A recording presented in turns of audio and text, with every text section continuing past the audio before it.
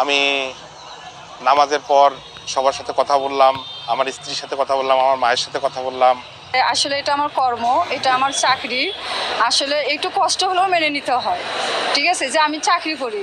যেমন একটু আগে আমার আম্মা ফোন দিছিল, দিয়ে ভিডিও কলে ফোন দিয়ে দেখতেছে আমি ডিউটি করতেছি, পরে অনেক কান্নাকাটি করতেছে। যাই হোক, আমিও একটু ইমোশনালি একটু কান্না করে দিছি, তারপরেও বুঝাইলাম যে আম্মা কান্না করো না, কষ্ট পেও না, কারণ এটা আমার চাকরি, আমাকে মেনে নিতে হবে। আসলে খারাপ লাগতেছে না, কারণ আমি যদি আজকে এই জায়গায় না থাকি অন্যান্য ভাই তো থাকবে, সো তারও তো পরিবারের ছাড়া ঈদ করতে হবে। সো সব মিলে খারাপ লাগতেছে না, ভালোই লাগতেছে, কারণ আমার দ্বারা অন্যান্য ভাই ঈদ করতে পারতেছে।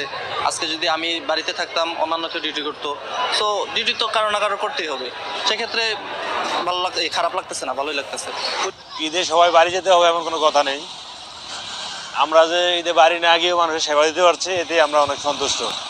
এবার না হয়ে গেলাম, পরের বার গেলাম।